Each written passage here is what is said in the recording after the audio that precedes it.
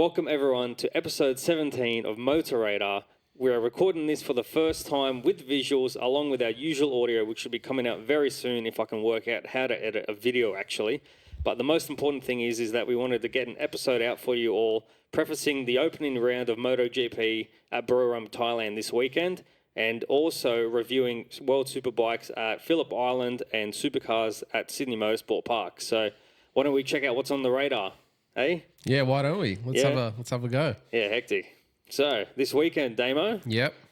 MotoGP returning. I know, I'm very excited. It's been a bit of a hiatus, and I guess life's been a bit boring without it. But it's seasonal depression, if you ask me, without motorsport on. So that's a real thing. I believe that. So yeah, this weekend, what are you looking forward to the most? Oh, look, I'm actually really looking forward to just seeing everybody out there again. You know, Moto3, Moto2, MotoGP, seeing some new tech. Seeing how some of the rookies are going to handle MotoGP, like Aldeguer and some cat Chantra. That's his. This opening round is his home Grand Prix. Is correct? It not? Yeah. He's Thai, isn't he? He's got a home round advantage. But look, at the end of the day, he's on a Honda. So let's see what happens. I wonder if Aleix Espargaro has made any inroads with their testing. I know I'm not sure. I really. It's hard to say with Aleix.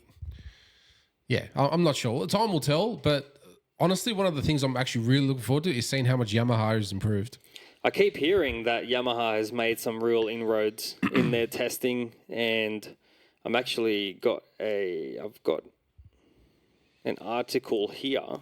So from what I understand, and obviously being the off season, haven't really been into it as much as I have been in the past. Yamaha got two developments happening. They've still got their inline 4 development for this year, right, and trying to make that bike work. But in the background, they've also got the V4 project. I'm not even sure if it's going to be out this year, but it can't be because they're going to do a development freeze for the engine for 26, for 25, 26. Oh, for both seasons. Yeah. So is that why? That's why Ducati was still umming and ahhing about 24 or 25 engine. Eventually, they picked 24. They did, yeah. Yeah. So I'm assuming that the Yamaha V4 is going to be for when the new regs come out, 850cc. It must be because unless their development rules, because they're in the lowest category, allows them to bring new things. I could be wrong, but I believe that the homologation as of Thailand is that's it. That's your engine for 2 years. I think that's correct because I think it was you that you saw. It was you telling us that you saw Fabio. Yeah, at the CAS at the Crown in Melbourne. Yeah, in Melbourne, and he was saying that the V4 wouldn't be ready for 25, even 26. But I was unaware of that the freeze is for 2 years. The freeze is for 2 years. That's right. So, but like I said, I could be wrong because I know that they're in the lowest category, like category D for their concessions. Yeah. Okay. You kind of need the Enigma machine to work out what concessions people have. I know that Ducati, I know theirs is frozen from the beginning of the year. I just didn't know it was for 25 and 26. Like I said, that's the whole reason that they had the debacle about whether they go 25 engine or 24. And they, like I said, they went to the 24.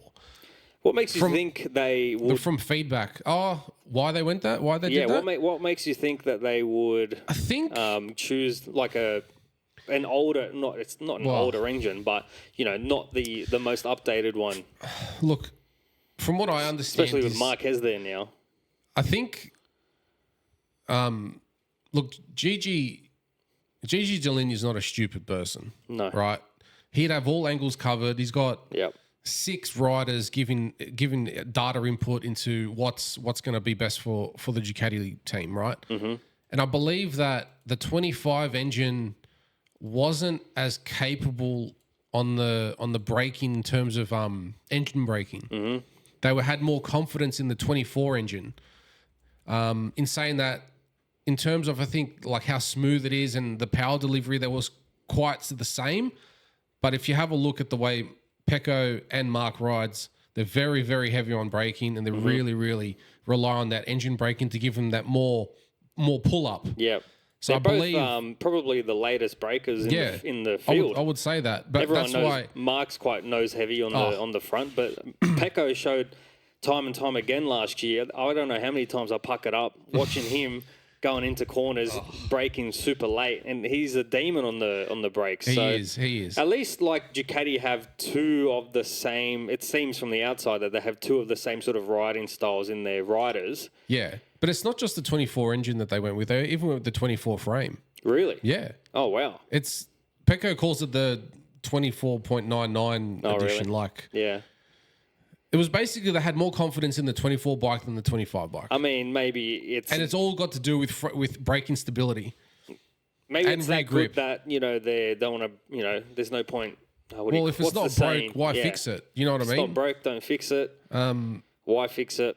It's a little bit similar to when Pecco and Miller had to pick which engine to go with in 22 or 23. They ended up going with the later year for the factory team, but the Pramac team went with the updated engine, and it wasn't as good.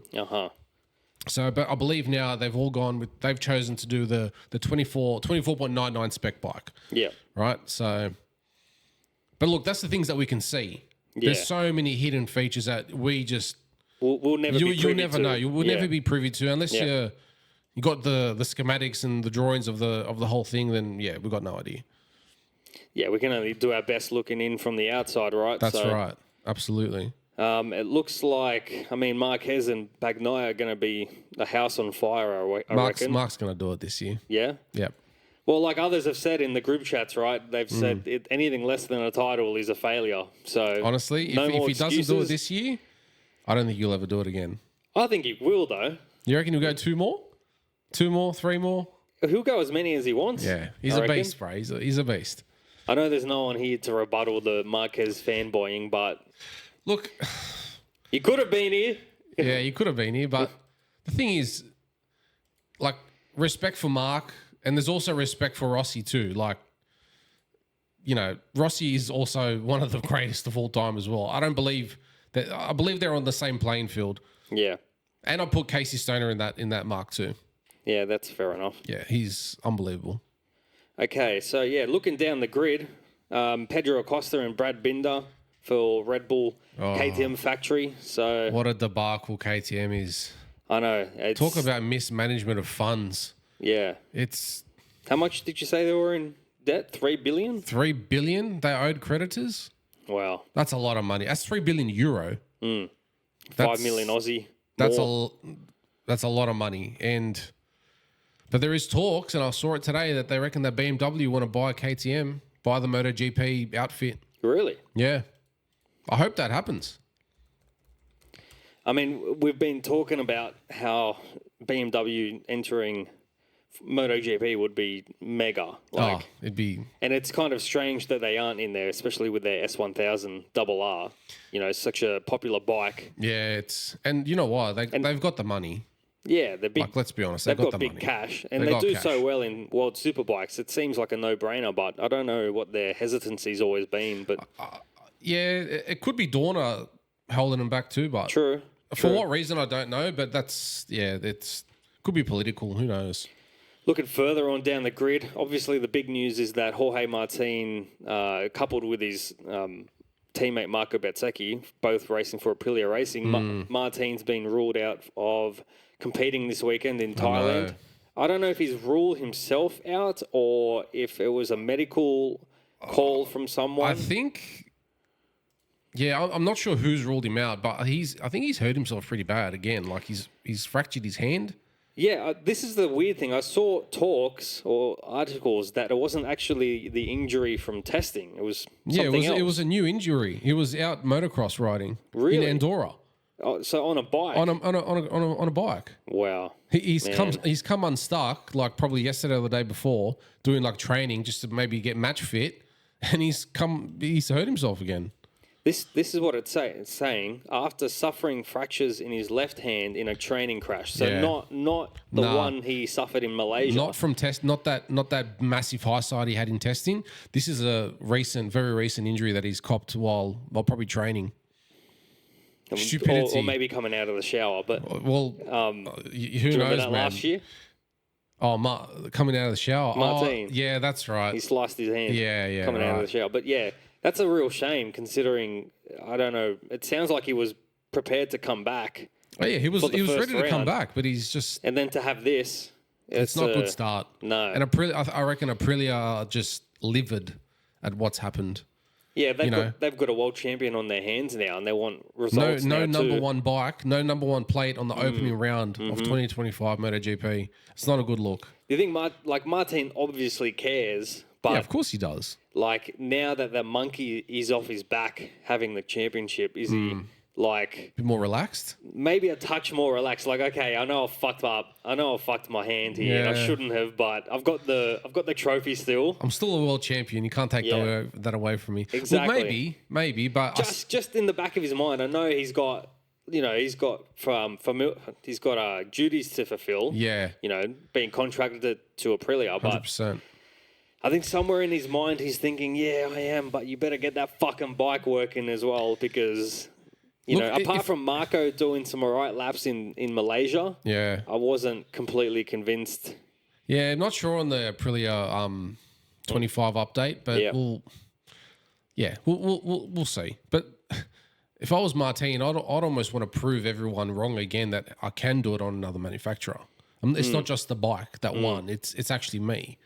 That's a high level, though. The last time someone did that was Rossi. From Honda to Yamaha. So is he that level? Nah. But you know what? The bikes were back then aren't what they are now. True. I think they're probably a lot harder to ride now. They're all quite different in their own ways, I reckon, too. They're all different, but they're all the same. They've all sort of got to be ridden the same. It's all about rear grip, man. Mm-hmm. That's the way you win now. It's rear grip, that rear Michelin tire. It's got to get hooked up. The front doesn't matter as much, but yeah, I think they're all very similar. You watch a KTM come into a corner, they've got the thing sideways, right, trying to tip it in. Do you know what I mean? So, and then like counter steering, like sort of counter steer it in, like use the rear to steer it. Yeah, so that's rear grip or lack of, to make the bike move. Get it rotating. Yeah.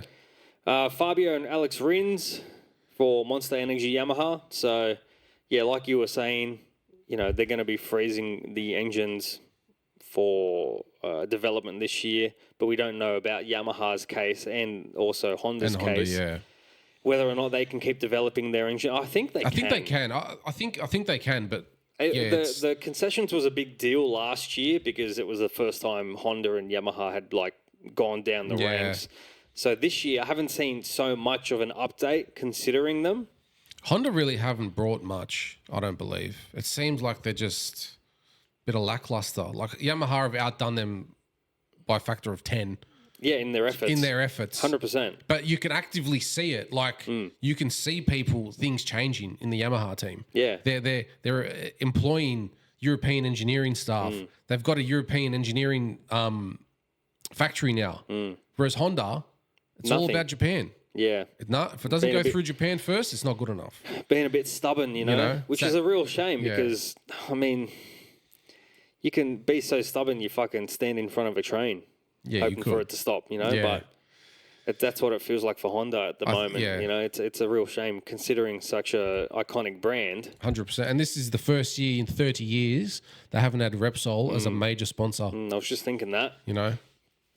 That's been one of the major symbiotic relationships, Honda and Repsol. Yeah. All the way through back to Mick Doohan. 100%. Probably when I was born. It's probably before you were born, man. Nah, not quite. Nah. Not quite. 92? 93. 93. Yeah. Moving on to the satellite sides, Fabio Di Gianantonio and Franco Morbidelli. Fabio gets the GP25. I think Fabio will do well. Yeah. Yeah. He's good. He's solid, apart from breaking his collarbone doing a wheelie, which happens, but what do you do? I think he's solid. I'm expecting good things from Morbidelli too. Hopefully. With hope. Now on a Ducati. Now he's on an updated Ducati. He's on a GP24, which is the best bike, It sounds like. Sounds like it is. Yeah. So I think they'll be consistent top 10. They should be. And there's actually no reason for Fabio Di Giannantonio not to be third every race weekend. Wow. Mark, Pecco, Fabio, or just because he's on Pecco, the Mark, 25. Because he's on 25 Ducati. It's a Ducati Cup again, perhaps this year. It really I know that's what Toprak was complaining about in World Superbikes, which we'll get into later. Yeah, we will. Grassini with Alex Marquez and Furman Audigi, expecting some good. Yep. They're on a proven concept, GP24. Yeah. Yeah, expecting some big things from Furman. He's got a lot of there's a lot of water behind the dam for him. Yeah. A lot of potential and a lot of that comes with pressure as well. 100%. Miguel Oliveira and Jack Miller lining up at Prima Pramac. Yeah. The Pramahas. I've never heard that. Pramaha. That's No? cool. No, that's good. Fuck. I've seen it. I didn't come up with that. Didn't you? No, fuck, I've seen it That's all actually over. fucking awesome. Pramaha. I love that. I've seen it online. Nah. I can't take credit for that. Nah. Yeah, I don't know. I'm not expecting much, but anything in the top 10 for them, I think, would be kicking goals every day of the week. 100%. Same for LCR Honda. Anything in the top 15 for them will be a success. Yeah. Let's see. I think Zarco will probably be the top performing Honda this year again. Mm-hmm. Yeah. And then we have the Trackhouse Racing guys, Raul Fernandez and Iagura. I reckon Iagura might have some moments of brilliance. Not sure about Raul. He had a pretty bad off during testing. Okay. But that's nothing, whatever. Yeah. But yeah, I think Iagura, he might be all right. Well, here's to hoping because he's not got as much of a backing as Furman Audigi does. No, he doesn't. Even though I won Moto2 Championship. Yeah. And Furman was confirmed as a MotoGP rider a year out. Pretty much, yeah, he was. 100% So he was. very early last year, he was confirmed to be riding on a Ducati, or even late 23, if I'm not mistaken. Yeah, I'm not sure. He was confirmed to be riding on a Ducati. Yeah. And then the whole debacle about Martin and Marquez and where they were going, and if where their spots were going, and then that would where that would leave Furman because he was contracted to a Ducati somewhere because with the actual he had a factory Ducati contract, but it wasn't stipulated where he was going. No. Right? Within that whole conglomerate, all umbrella of the Ducati team, right? Yeah. But you know what? Mark did come out and say that he was happy to stay in Grassini as long as he had full factory support. Did he say that? I'm pretty sure he did. Yeah? Yeah. Okay. Pramac wasn't an option. No. Because he must have known that they weren't going to be Ducati. And I'm pretty sure he did say that he was happy to stay at Grassini because he liked that environment. But he wanted a GP25. Which is only fair enough. Which is fair enough. But look, he's in factory red. Considering. Let's see. Yeah. And arguably one of the stronger pairings, even though it's a fully satellite side, is Maverick Vinales and Enea Bastianini at Red Bull KTM Tech 3. You want to know what the biggest issue with that whole team is? How the hell are you going to differentiate factory and them? Oh, yeah. I think I put a post up on the Instagram How do you tell the that. different livery? There's a few Does the Tech 3 have a different oil sponsor? It's like Motul compared to Mobil? Yeah, it's strange. They look almost identical. If I get my editing skills up, maybe I'll fucking overlay it on the video. There'll be something here. Yeah. Let's Maverick and Bastianini. Let's hope they do well. Yeah. Okay, yeah, so from previewing the opening round for MotoGP in Thailand this weekend, can we get some predictions from you, Damo? Yeah, I'm going to go, like I said previously, it'll be Mark, Pecco, Digia. Okay. You're going with what you were just saying a couple minutes ago. I'm going with what I feel is going to be a strong podium. Yeah, nice. And for myself, when I have a think about it now... And yeah, for myself, for my predictions, I can't help but have Mark. He's strong at Thailand, He's strong everywhere. He's strong everywhere. I can't help. Yeah. I'm on the Kool-Aid train for Mark. So I'm going to say Mark Marquez first. And then perhaps Yeah, look, it's safe to say Pecco second. You know, I think they're both going to be the main title protagonists. It's going to be between the two of them. Absolutely. Third place, I'm going to go Acosta, though. I think he's going to be all guns blazing. He's up for his first win of his career in MotoGP this year, I reckon. So that's what I'm expecting from the young lad. The Shark. The Shark. Yeah, he's full of, what do you call it, you know? He's full of testosterone, ready to go. That's right. He's full of, what do they call it? That's that saying again? Young, dumb, full of cum. That's what, something like that. for Pedro. For Pedro, yeah.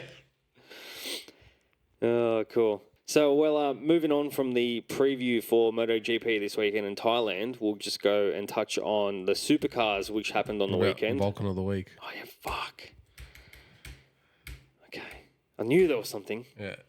One more thing we have to touch back on is our Balkan of the week. We have to bring that back. Damo, do you have anyone in mind for... Oh, I've absolutely got someone in mind. Okay. Tell me who it is. It's got to be Jorge Martin, bro. Why? Brand new employer. He's straight on compo. Fuck's sake. Every wog's dream. I've hurt my back. And he's literally hurt everything. So he's living the Macedonian dream, mate. It's like Tony the Yugoslav, Tony right? the Yugoslav. Jorge the Yugoslav. Jorge the Yugoslav. So I reckon he takes our Balkan of the week this week. I like that. Not only is he the watermelon dealer. That's right. You know, in the Cortisol. The Gypsy. The Gypsy. He's now Balkan of the week. Nah, that's nailed it. I like that. That's done. On compo. At the new employer. Sorry, I can't ride. My back. I've hurt my back. Someone in the shower. Fuck it, I don't know. Oh, that's funny. Well, moving on from the preview for MotoGP in Thailand this weekend, the opening round, we'll touch on Supercars in Sydney Motorsport Park on the weekend. It was a three-peat for Cam Waters from Tickford Racing.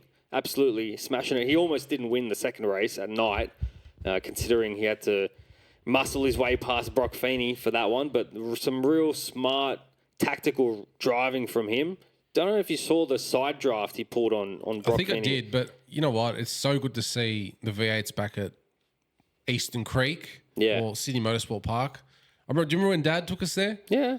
I remember, I'll never forget hearing Dick Johnson in the Shell AU Falcon, man. That thing sounded just wild. Oh, you don't see many AUs anymore, wild. Right? It crackled, it popped. Yeah, that's a big memory for me. Yeah. I remember being on the last corner on the big hill. Yep, that's where we were. Don't go there very often anymore when I visit Eastern Creek, but I remember it being a really good vantage point. But yeah, it's awesome to see Supercars back there, especially for the opening round, which normally was like the Adelaide 500. It's good to see that we had the Sydney 500, which was actually over 3 races, one on Friday night, a shorter one, and then 2 longer ones on Saturday night and then Sunday afternoon. Yeah. So Friday night had Cam Waters. Like I said, he did a 3-peat. He won on that Friday night ahead of Chaz Mostert and Thomas Randall. So a full-on Ford lockout of the podium, and then 4th place again with another Ford with Matthew Payne. The first Chevy was 5th place with Will Brown. So a real commanding start for the Fords there on Friday night.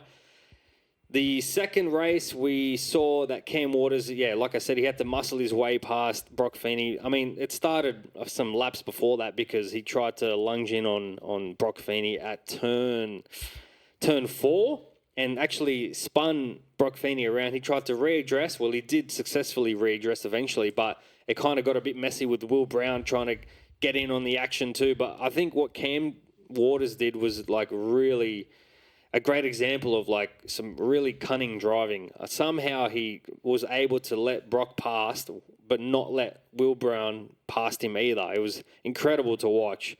And then when it came around to the last corner of the last lap, Brock was in front. Cam was in second place behind him, and he was trying to work out exactly where to pass him. And it's hard to get a good exit from turn 8 and then try and line up. But what he did was he sent it on the inside toward that. It's like a double apex sort of last corner, and then kind of muscled his way through.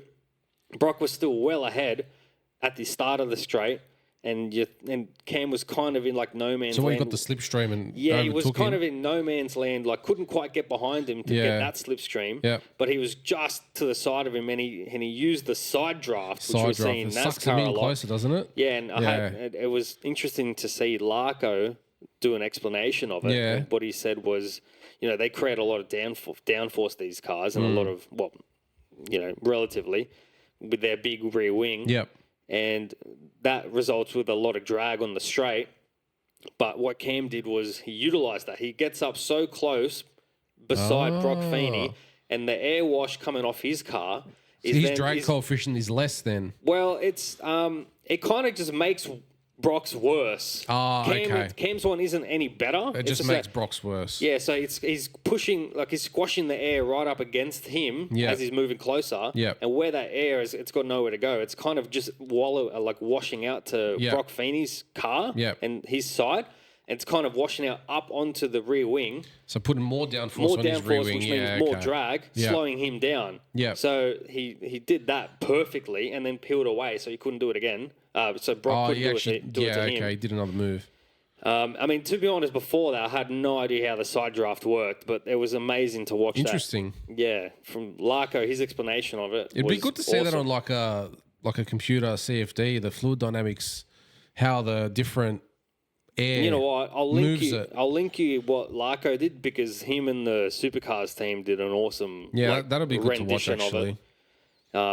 But yeah, Cam Waters bringing it home by 0.03 of a second. Much. So 30 thousandths to win the race. He didn't even know it was that close. It was, photo finish. And then his team were like just losing their shit, losing their marbles in the That's awesome. in the garage, and they'd had no time to radio him, so he didn't know for a while. He didn't know that he won. No. Yeah. No, but that was race 2 on Saturday night.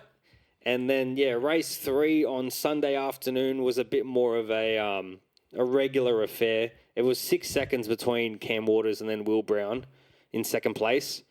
And then another 3 back to Chaz Moster. So just a real strategy game on Sunday. Is there a reason that the Fords dominated? Like, has something changed with the Fords and the Chevs? Or not necessarily. And I wouldn't say it was a domination either. It just turned out that way for Friday night. Yeah. And then like Cam Waters, that was a close race on Saturday night. So not really a domination either.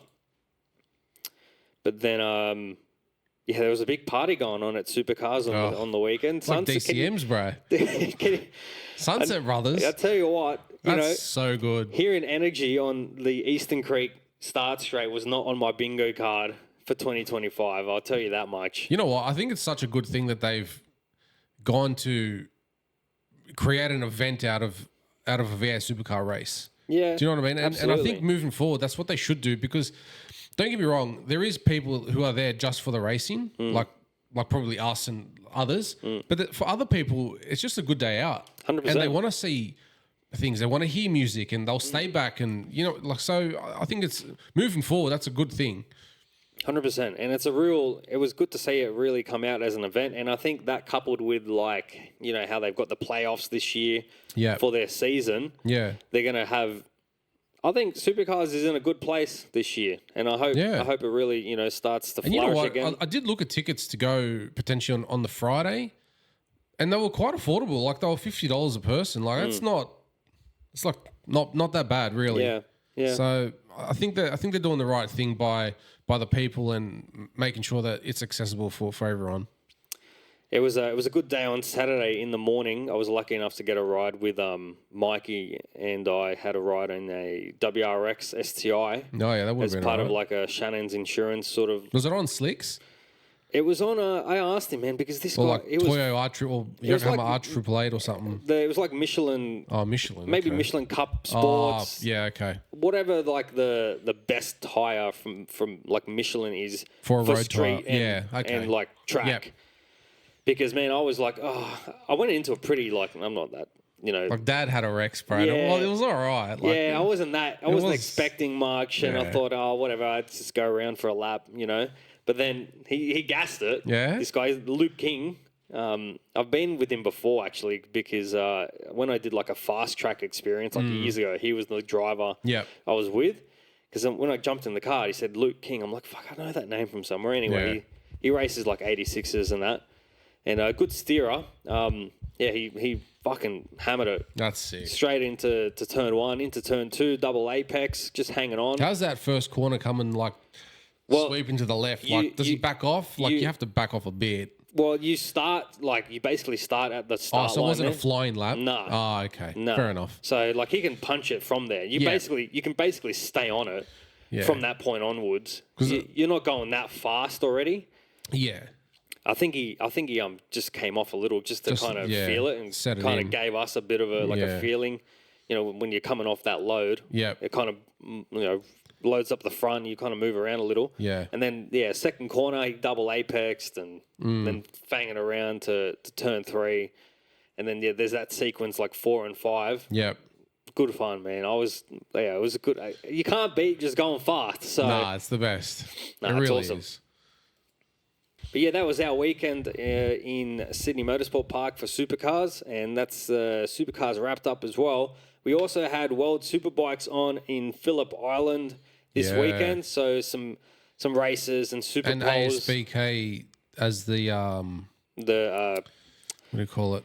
Supporting series racing. As well? Yeah, that's right.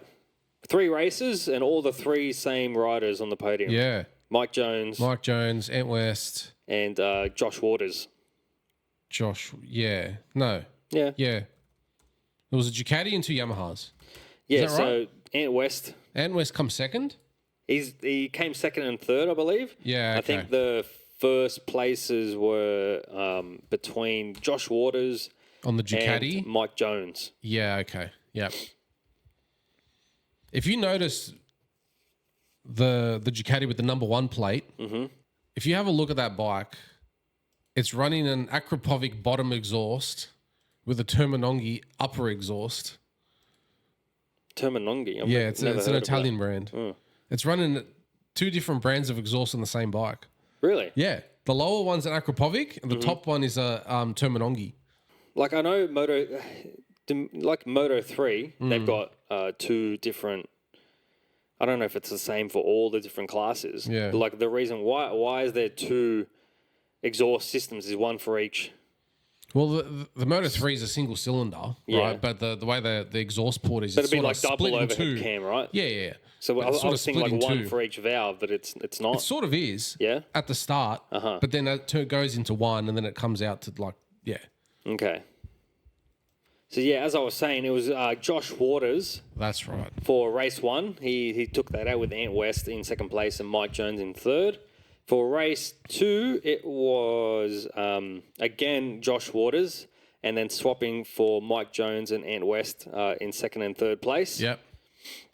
And for race 3 was Josh Waters again, so another 3-peat. Josh Waters. Yep. And then Mike Jones in second and Ant West in third place.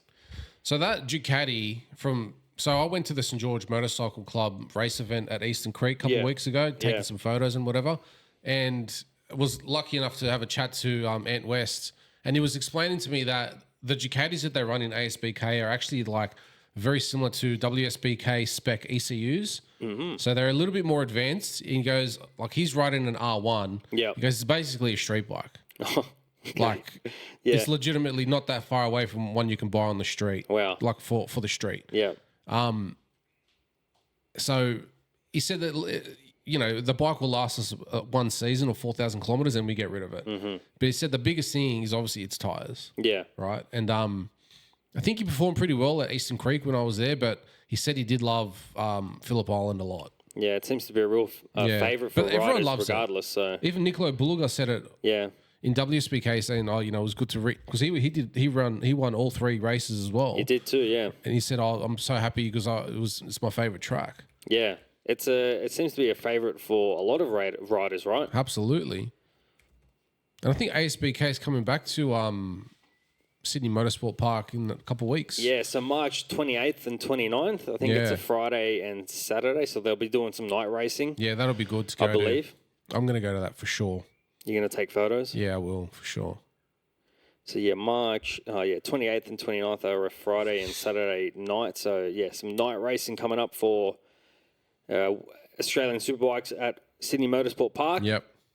So, yeah, as you were saying, Nicolo Bulliger took out, fucking hell, 3-peats everywhere. Oh, he's killing it. Wow. I mean, he never made it to GP, but he was very good in Moto2, I remember. But yeah, he was. He won the race, race one, and then second place went to Top Rack on the BMW, and then third place was another Ducati with Alvaro Bautista. And then if you keep looking, Danilo, Redding, Enoni, Ducati. Yeah. Top Rack is the only non-Ducati manufacturer in the top 6. Yeah. We'll touch on what he says in a little. We'll just go over the race results for World Superbikes because, I mean, that's even worse for the Superpole race. It's tops 5 who are Ducatis, and then, the first non-Ducatis, Locatelli on the Yamaha. In 6th place. So, then Bermuda, Alex Lowe's. Yeah. Is that Bimotor? Bimotor. Yeah. It's their first year back. They basically use Kawasaki running gear with a bimotor chassis, which is really strange. It's like trellis to aluminium spar. It's weird. It looks cool, but when I was watching them, there was they remind me of a livery from I can't remember which bike, but like early 2000s, and I'll have to research. Like an MV. Yeah, they do look like a bit like an MV. It's Gusta. the trellis frame. That's what makes them look a bit similar. But yeah, that was for the Superpole race. Ducati's Nicolo Bulliger. He won that with Andrea Iannone in second. He's my man crush. Yep. And third place, Danilo Petrucci. Love Danilo. He's good. Yep. And then, the final race, race 2, Nicolo Bulliger once again, Alvaro Bautista in second, then Andrea Iannone in third. Top 6, Ducati again. Yep. And then Locatelli. On the Yamaha in 7th. So, yeah. I mean, Top Rack didn't fare anywhere in the top 10. Nah. He had a bad weekend after that first race. He's not happy at all. So Dorna somehow stopped BMW's some new innovative chassis that they were bringing out. They said it doesn't meet technical regulations. Really? Yeah. Fuck. But they were arguing that it does. It probably does. It's probably Dorna's political saying, we can't have BMW win again. Do you know what I mean? We've got to get more manufacturers sort of interested. Yeah.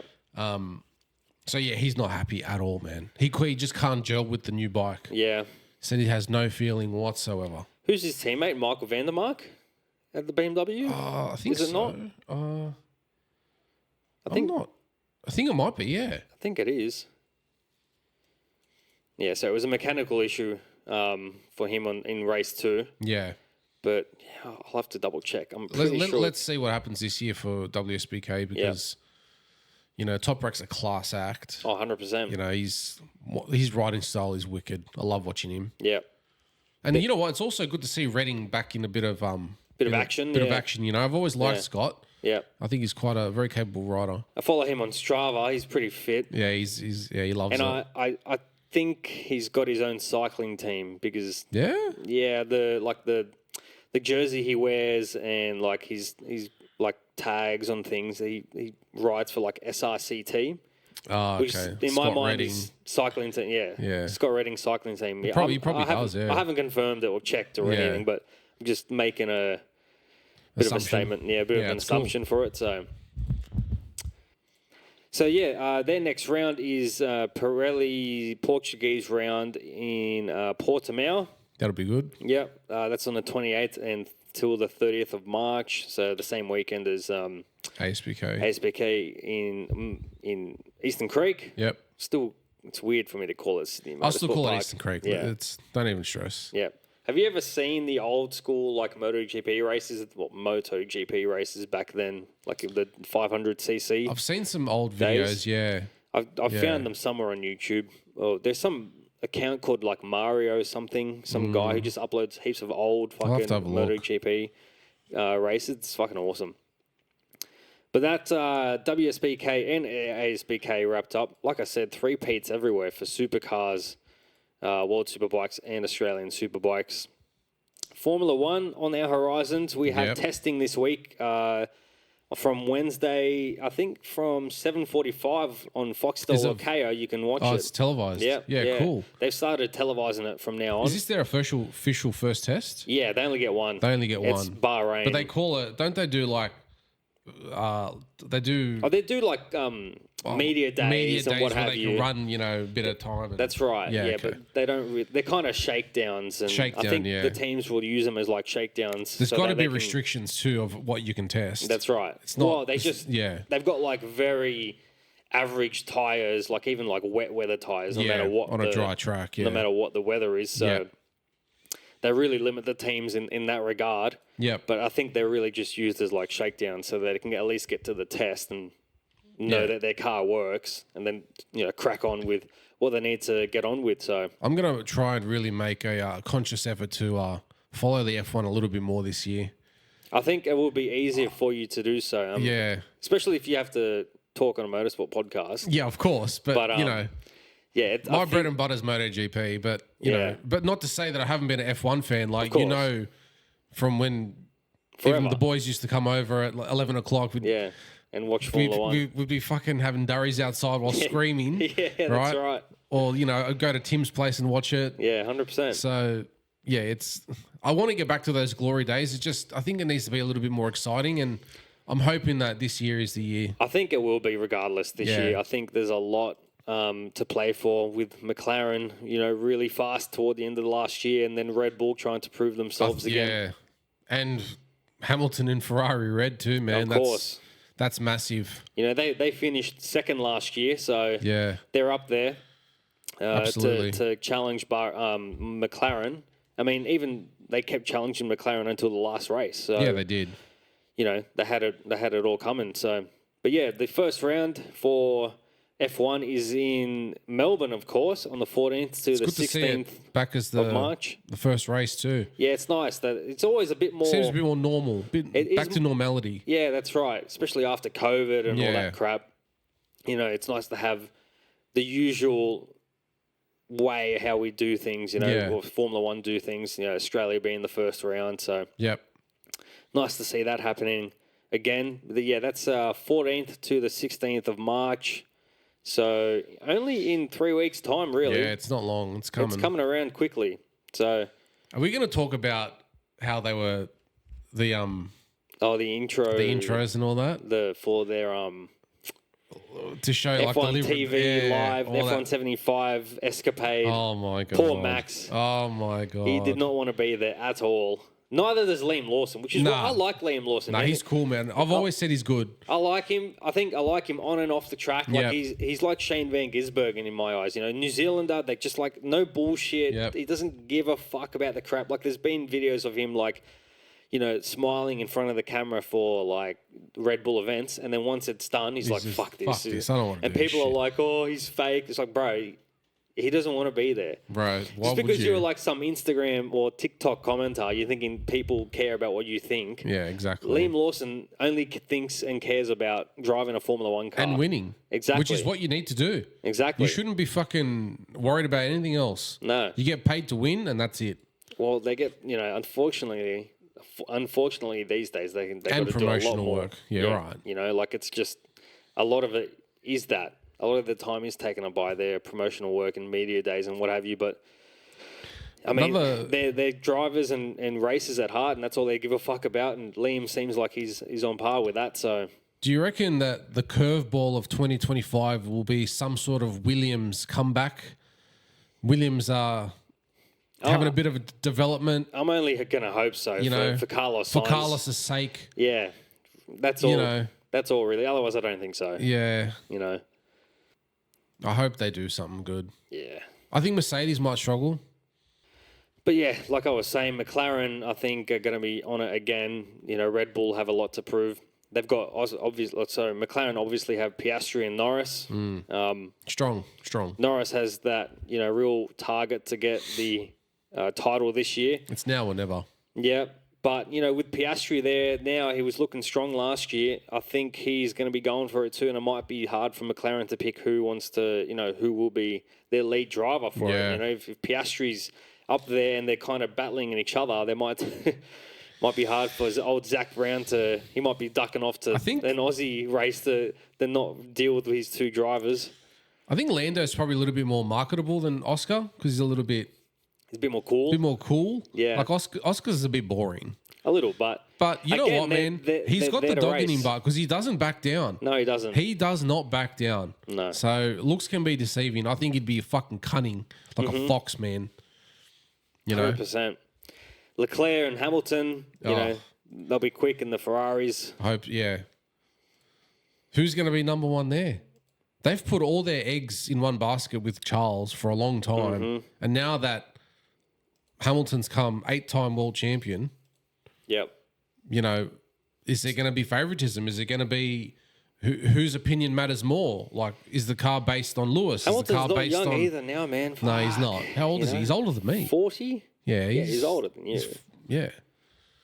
He's into his 40s now, man. Like, I mean, if he's but fast, is that a testament to fast. say that these F1 cars are easier to drive now? No, I don't think so. Or do you reckon he's just a proper athlete? I think at the turn of the century or turn of the millennium, like the way drivers started to focus on like fitness. Yeah, 100%. Not smoking durries. Exactly. Yeah. When they had like durry sponsorship, they'd just be ducking off having darts. Yeah. But now it's like they're Regimented.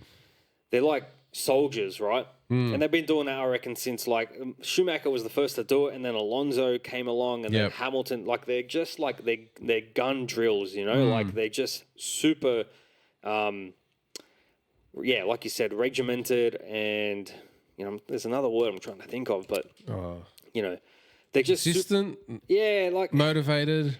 Yeah, they're just so well polished. Yeah, you know, in their diet and their training and their athleticism, like they can go for so many years. Yeah, you know, I think you're right, man. Before this, there was never that focus. No. So then drivers they went up to like 35 max, and that's max. Yeah. No way you could be going more. But 40's the new 30, man. True. You know what I mean? But yeah, let's see how Hamilton goes. It'd be good. Yeah, I'm not his greatest fan from his previous bullshit political stuff that he got into, but I don't think that's going to fly in Ferrari. Give him a clean slate. Give him a clean slate, and I think he'll be cool again. He'll be cool again. Maybe they'll mellow him out. Yeah, Maranello, they'll bring him back to reality. Yeah, Max Verstappen and Liam Lawson, like we were saying at Red Bull Racing. Is Max going to lose a 10th because he's about to have He's about to have a kid? No, I don't think so. No, I reckon he's pretty strong too. Strong-headed. Yeah. Is he having a boy or a girl? I don't know. It's going to be Project Verstappen 2.0 or 3.0. 3.0. The way, it depends how you think of it. Yoss and then Max. Yeah. Can we just say as well, I hope Liam does well. Oh, 100%. You know?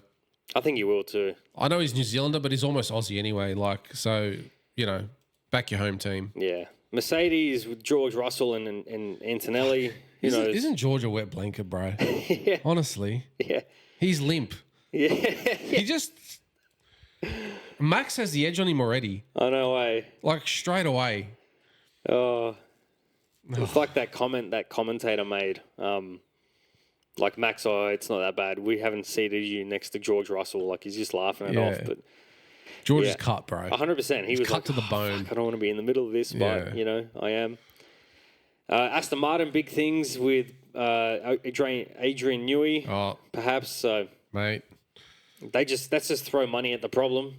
Well, look, that's all they've ever done with fucking Stroll. Exactly.